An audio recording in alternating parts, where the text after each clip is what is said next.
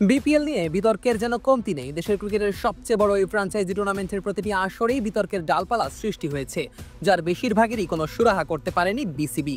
আর তাই তো এবার প্রায় এক যুগ আগের এক ঘটনায় নতুন করে আলোচনায় বর্তমান রানার্স আপ চিটাগং কিংস। বন্দরনগরীর এই ফ্র্যাঞ্চাইজির কাছে 46 কোটি টাকা পাওনা রয়েছে বিসিবির, এমনটাই দাবি ক্রিকেট বোর্ডের। 2012-13 মৌসুমে ক্রিকেটারদের অর্থ পরিশোধ করতে ব্যর্থ হয় চট্টগ্রামের এই ফ্র্যাঞ্চাইজিটি। সে সময় সেই বকেয়া অর্থ পরিশোধ করে দেয় বিসিবি। এরপর সেই অর্থ দেওয়ার জন্য বারবার বিসিবির পক্ষ থেকে দাবি করা হলেও কোনো সমাধান পাওয়া যায়নি।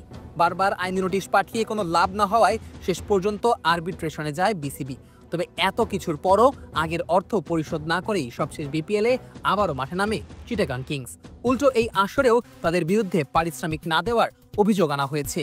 আর তাই এবার আবারও আগের সব আর্থিক পাওনা সুদে আসলে মিলিয়ে প্রায় 46 কোটি টাকা দাবি করেছে বিসিবি। এ ব্যাপারে চিটাগং কিংসের মালিক সামির কাদের চৌধুরী বলেন, খুব শীঘ্রই বিসিবির সাথে তিনি নিজের লিগ্যাল টিম নিয়ে আলোচনায় বসবেন। সামির জানান, বিশ্বাস করেন আপনি যদি এইভাবে বলতে চান তাহলে সকালেও আমার একজন বিপিএল গভর্নিং কাউন্সিলের একজনের সাথে আলাপ হয়েছে। তখন উনি আমাকে ইনশিওর করেছে যে এটা শিগগিরই লিগ্যাল টিমরা বসে সমাধান করবে। তো দ্বিতীয় যে কলটা আমি পেয়েছি তখন ওখানে আমিও বলেছি যে যেটাই বসা হোক এটা লিগ্যালি আমি আমার লিগ্যাল টিম ছাড়া বসবো না। তখন উনি বলেছে, ইনশিওর করেছে যে হ্যাঁ এটা বাংলাদেশ ক্রিকেট বোর্ডের প্রেসিডেন্টের সাথে আলাপ করে এটা ইমিডিয়েটলি উনি আসার পর কিভাবে সমাধান করা হবে। তবে আরবিট্রেশনে থাকা অবস্থায় একই বিষয়ে আইনি নোটিশ পাঠানো আদালত অবমাননার শামিল বলে দাবি করেছেন সামির। তিনি বলেন, অবশ্যই আমি তো তাদেরকে জানিয়েছি যে এটা আদালত অবমাননা। আমি একবার না বহুবার জানিয়েছি। জি, বহুবার জানিয়েছি। তারপরে বিসিবি আদালত অবমাননা। আমি কেন বলছি জি, যখন আমি জানিয়েছি এটা ওনাদের unfortunately for them unfortunately for me এটা ওনাদের জানাই নেই, ওনারা জানতোই না বিষয়টা। তো এখন অজান্তে আমাকে 46 কোটি টাকার একটা নোটিশ দিয়ে দিল।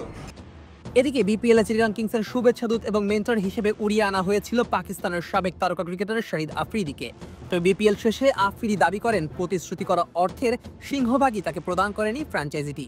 এ ব্যাপারে সামির কাদের চৌধুরী বলেন, টাকা পয়সা আপনি ক্লিয়ার করতে আমার সাথে অ্যাকচুয়ালি ওনার সাথে যে ইস্যুটা ছিল আমি এত খোলামেলায় I am sure he has but I don't like ইট।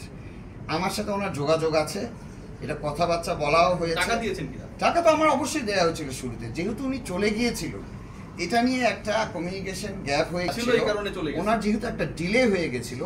তখন আপনি খেয়াল করবেন আমাদের চিটং পর্বটা ধামধাম করে খেলাগুলো উনি যখন উনি আসতে চেয়েছে it was little bit too late. ওই সময় আসবে কি করবে না করবে তখন এখানে একটা মিসআন্ডারস্ট্যান্ডিং, মানে কিছু মিসআন্ডারস্ট্যান্ডিং না, তখন বেশি কিছু করণীয় ছিল না। পেমেন্ট এখনো কিছু ডিউ হয়, এটা এমন না যে আমি এটা পেন্ডিং ফেলে রেখেছি। ওনার সাথে আমার ওভাবে কথাবার্তা চলছে, এটা কিভাবে আমরা কাজ করে মেকআপ টেকআপ করবো সেভাবে আলোচনা আমার ওনার সাথে সবসময় জারি আছে।